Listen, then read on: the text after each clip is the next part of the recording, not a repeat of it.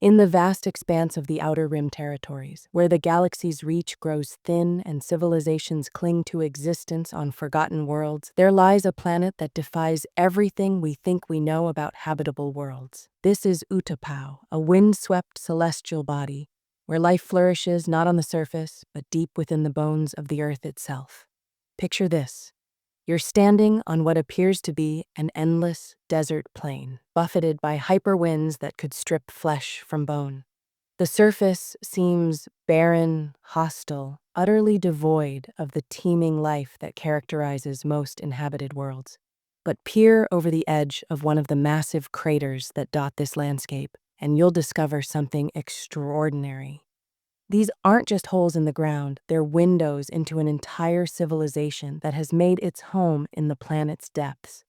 Today, we're diving deep into the sinkholes of Utapau to uncover the secrets of this remarkable world. From its ancient origins, 57,000 years before the Battle of Yavin, to its pivotal role in the final days of the Clone Wars, Utapau's story is one of adaptation, survival, and the complex relationship between environment and civilization. But our story doesn't begin with grand galactic conflicts or political intrigue. It begins much earlier, in the mists of prehistory, when the first colonists arrived on this distant world and made a discovery that would shape the next 57 millennia of galactic history.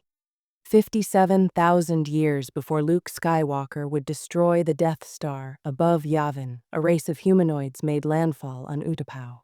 What they found was a world unlike any other, a planet with a secret hidden beneath its rocky surface. Spanning the entire globe was a massive subterranean ocean, a world ocean that stretched from pole to pole, its powerful currents driven by the tidal forces of Utapau's 9 moons. These early colonists couldn't have known that they were witnessing the slow but inexorable transformation of an entire world.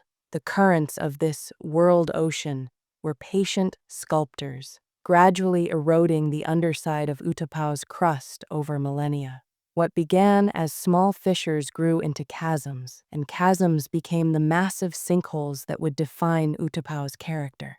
As the planet changed, so did its inhabitants. The original humanoid colonists gradually evolved into 2 distinct species, each perfectly adapted to their chosen domain. The Pau'an, tall and elegant with their distinctive ridged skulls and sharp teeth, initially made their homes on the surface, building civilizations across the grassy plains that existed before the hyperwinds came. Meanwhile, the shorter, more compact Utai ventured into the growing sinkholes, establishing communities in the depths where they could escape the increasingly violent surface storms. This division wasn't born of conflict or prejudice. It was a natural adaptation to a changing world. The Pau'an possessed the height and build suited to the open plains, while the Utai, with their large eyes adapted for low-light conditions and their nimble builds perfect for navigating rocky terrain, were ideally suited for subterranean life. For centuries, this arrangement worked perfectly. The Pau'an built their surface cities and tended their grasslands, while the Utai developed their underground communities and learned to navigate the increasingly complex network of caves and tunnels that honeycombed their world. Trade flowed between the 2 communities, each offering what the other needed, each contributing their unique skills to their shared world. But Utapau had one more transformation in store for its inhabitants, and this one would change everything. The hyperwinds came gradually at first, then with increasing fury. These weren't ordinary storms. They were planetary-scale weather systems that could strip trees from their roots and scour the landscape bare. What had once been fertile grasslands became barren plains. The surface that had nurtured Pau'an civilization for thousands of years became hostile to all but the hardiest forms of life. Faced with extinction or adaptation, the Pau'ans made a choice that would define Utapauan society for the next 50 millennia. They abandoned their surface cities and joined their Utai cousins in the depths of the sinkholes, but rather than simply moving underground, they did something remarkable. They merged their 2 civilizations into something entirely new. The result was unlike anything else in the galaxy. City-states carved into the walls of sinkholes, connected by bridges and platforms that stretched across vast chasms. These weren't crude cave dwellings. They were architectural marvels that turned the very bones of dead creatures into soaring structures. With no timber available due to the surface storms, the Utapauans developed what became known as Ossic architecture, using the massive skeletons of the creatures that lived in their world ocean to create buildings that looked like they had grown organically from the rock itself. Imagine descending into one of these sinkholes and seeing cities that seemed to be carved from the remains of titans. Massive vertebrae serving as support pillars, rib cages transformed into elegant archways, and smaller bones fitted together with such precision that the entire structure seemed to pulse with organic life. This wasn't just architecture, it was art on a planetary scale, a testament to the ingenuity of beings who refused to let their changing world defeat them. But the sinkholes weren't just hiding places from the storms above, they were thriving ecosystems in their own right. The world ocean that had created these chasms continued to flow beneath the cities, its mineral-rich waters supporting an incredible diversity of life. Massive creatures dwelled in the deepest reaches, their bones eventually becoming the building blocks of Utapan's civilization. Flying creatures like the Varactyl soared between the city levels, while smaller creatures adapted to every niche the sinkholes provided. The Utapauans learned to work with this ecosystem rather than against it. They developed water purification systems that extracted fresh water from the mineral-rich ocean while simultaneously harvesting valuable chemicals, ores, and salts that would become their primary exports to the wider galaxy. They domesticated creatures like the loyal Varactyl, turning them into mounts and companions perfectly suited to navigating the vertical cities. This symbiotic relationship between the Pauans and Utai became the foundation of their society. The Pauans, with their natural leadership abilities and diplomatic skills, often took roles in government and intercity relations. The Utai, with their technical expertise and knowledge of the sinkhole's deepest secrets, became the engineers, mechanics, and craftsmen who kept their civilization running.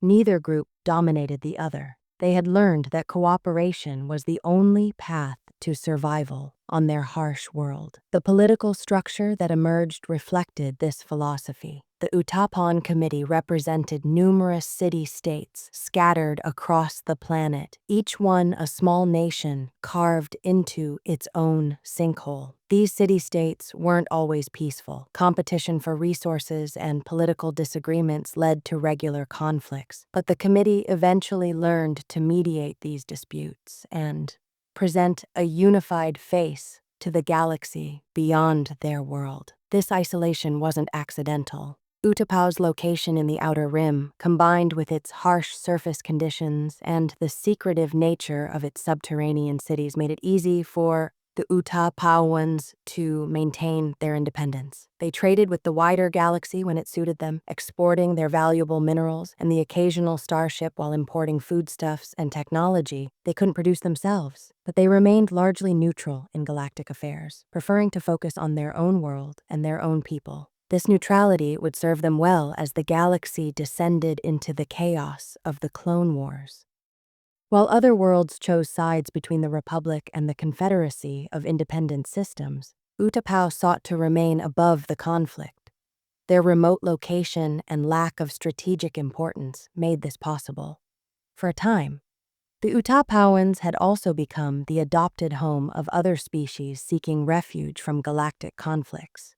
The Amani, refugees from the planet Meridun, established their own communities in the deepest parts of the sinkholes and on the surface plains, their tribal structure adapting well to Utapau's harsh conditions. The Sugi, known throughout the galaxy as bounty hunters and mercenaries, also found homes among the sinkhole cities, their skills valued by the Utapau Committee for maintaining order among the sometimes fractious city-states.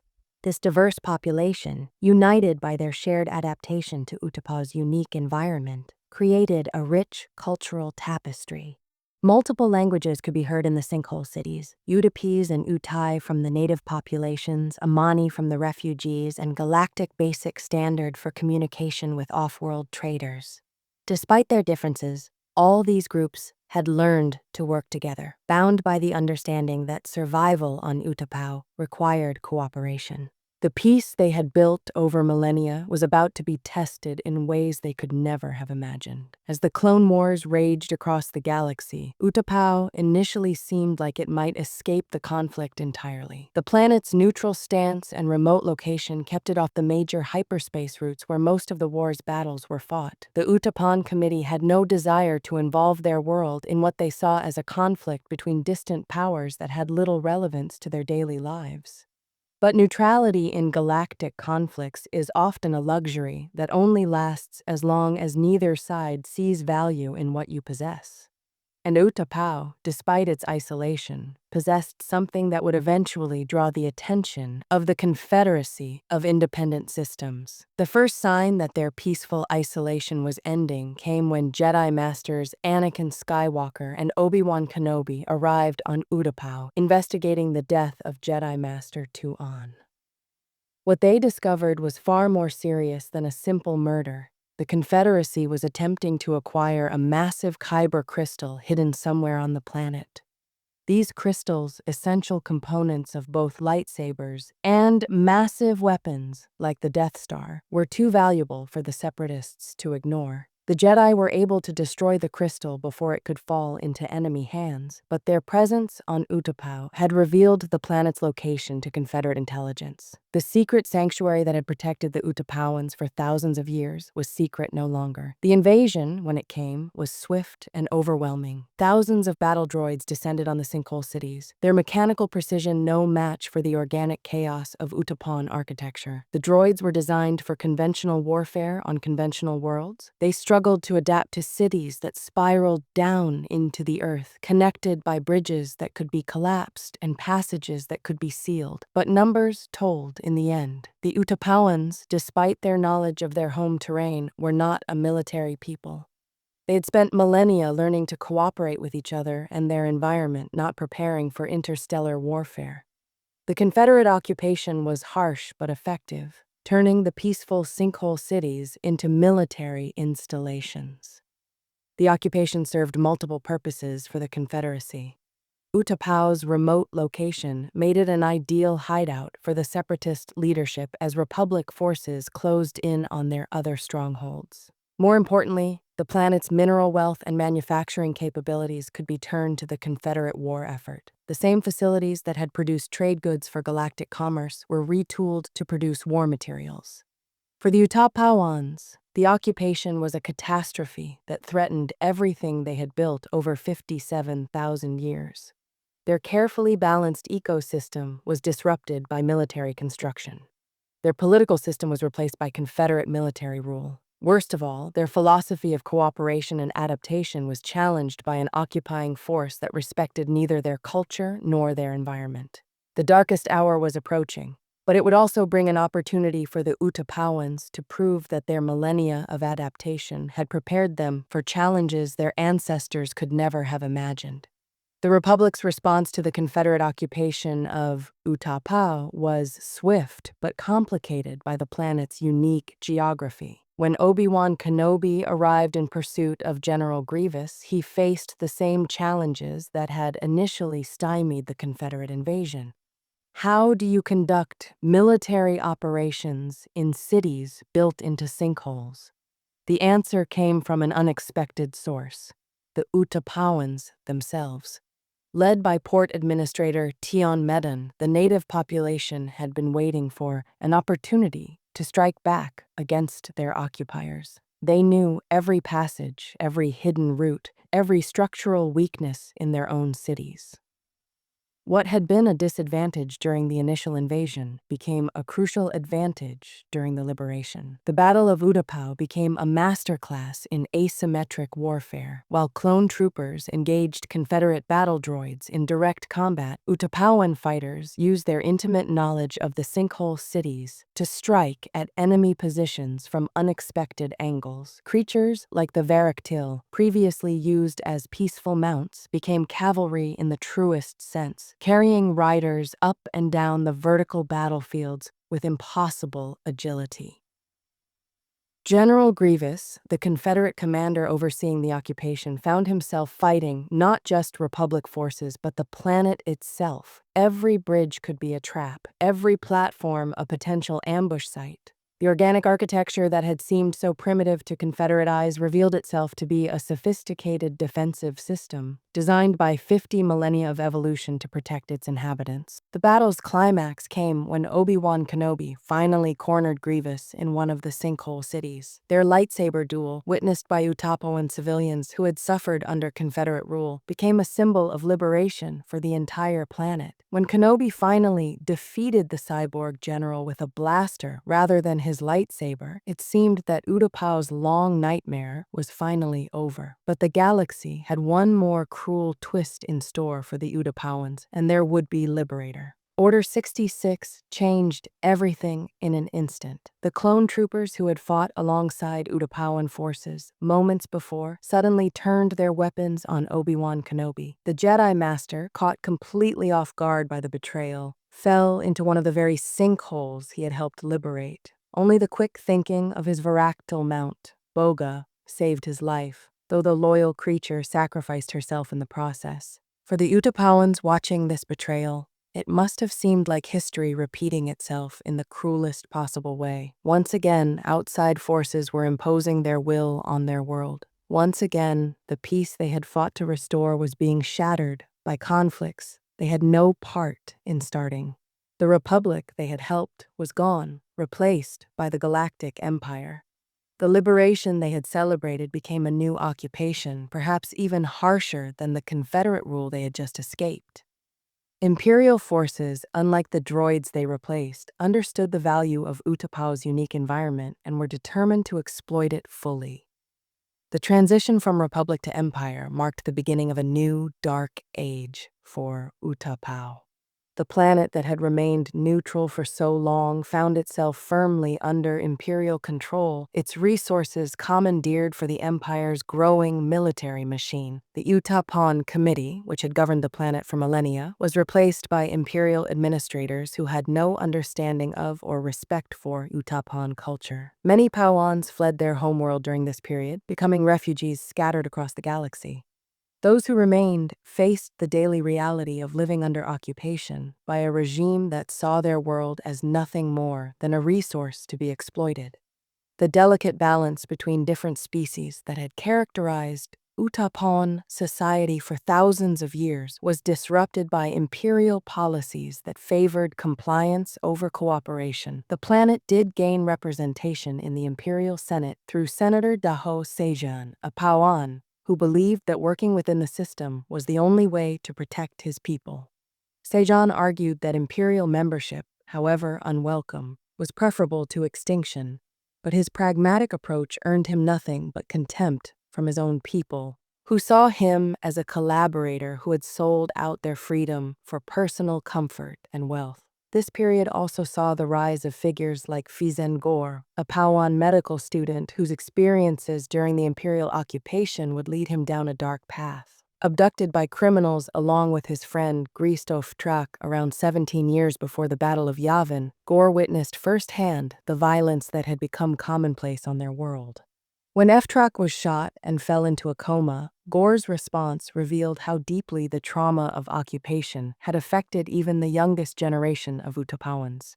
Gore's decision to kill his friend and use his body parts to augment medical droids was a grotesque reflection of Utapau's own history of Osiric architecture. Where his ancestors had used the bones of dead creatures to build beautiful cities, Gore used the remains of his friend to build instruments of death. His small army of augmented droids was eventually destroyed, but his story illustrates how imperial rule had corrupted the very values that made Utapan civilization unique.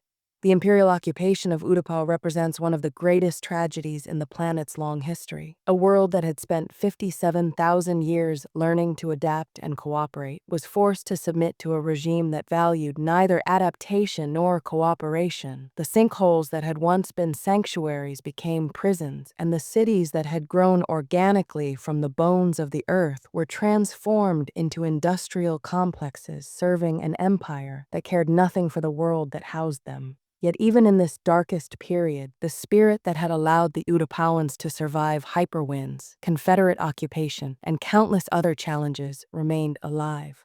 The people who'd learned to thrive in the depths of their world would not be easily broken, even by the might of the Galactic Empire. As we look back on the long history of Utapau, from its colonization 57,000 years before the Battle of Yavin to its role in the final days of the Clone Wars and beyond, we see a story that resonates far beyond a single planet in the Outer Rim. Utapau's history is a testament to the power of adaptation and cooperation in the face of seemingly impossible challenges. The Utapauans faced environmental catastrophe when hyperwinds stripped their surface world bare, and they responded by literally going underground, creating one of the most unique civilizations in galactic history. They faced species differences between Pauans and Utai that could have led to conflict, and instead developed a symbiotic relationship that made both groups stronger. They faced political fragmentation among competing city-states and created a committee system that balanced local autonomy with planetary unity, even when faced with galactic conflicts that threatened to destroy everything they had built. The Utapauans chose cooperation over conquest. They welcomed refugee species like the Amani and Suki, creating a diverse society that drew strength from its differences. When invaded by the Confederacy, they worked with Republic forces to liberate their world, even though they had no stake in the wider conflict between Republic and Separatist. The architecture of Utapau serves as a perfect metaphor for its people's approach to life. Rather than importing materials from other worlds or trying to terraform their planet to match some ideal, they worked with what they had. They turned the bones of dead creatures into soaring buildings. They carved cities into the walls of sinkholes. They made beauty from what others might see as obstacles. This philosophy of working with, rather than against their environment, may be Utapau's greatest gift to the galaxy. In an era when worlds are strip-mined for resources, when entire ecosystems are destroyed for short-term gain, when species are driven to extinction by the demands of galactic commerce, Utapau stands as an example of what's possible when beings choose cooperation over exploitation. The tragedy of imperial occupation makes this lesson even more poignant. The empire, with its philosophy of domination and control, was fundamentally incompatible with everything Utapau represented. Where the Utapauans had learned to find strength in diversity, the empire demanded conformity. Where they had developed sustainable relationships with their environment, the empire saw only resources to be extracted. Where they had built a society based on cooperation between different species, the empire imposed a hierarchy based on species supremacy. Yet even under imperial rule, the deep structures of Utapan society, their commitment to adaptation, their respect for different perspectives, their understanding that survival requires cooperation, remained intact. Senator Daho Sajan may have been despised by his own people, but his belief that any survival was better than extinction reflected a very Utapan way of thinking about impossible choices. The planet that began as a refuge for humanoid colonists 57,000 years ago had become, by the time of the Clone Wars, a refuge for anyone willing to adapt to its unique demands. The Amani found homes in its deepest sinkholes, the Sugi found purpose in its cities, and even Jedi like Obi-Wan Kenobi found that its Varactyls could be trusted companions in the most desperate circumstances. This is perhaps the most important lesson Utapau offers to the galaxy. that refuge and sanctuary are not places you find, but communities you build. The sinkholes of Utapau weren't naturally suited for civilization. They became civilized through the patient work of beings who refused to accept that their environment was hostile. The cities weren't carved from living rock. They were grown from the bones of dead creatures through the ingenuity of architects who saw beauty where others saw only decay. As the empire eventually fell and the new republic rose, worlds like Utapau would face new choices about their place in galactic civilization. The planet that had remained neutral for so long, that had been occupied by Confederates and Imperials alike, would need to decide whether galactic engagement was worth the risk of losing their unique identity. But whatever choices lay ahead, Utapau's history suggests that its people would meet them the same way they had met every previous challenge, by adapting, by cooperating, and by finding ways to turn obstacles into opportunities. The world that had learned to thrive in sinkholes, that had built cities from bones, that had created beauty from harshness, was not likely to be defeated by mere politics.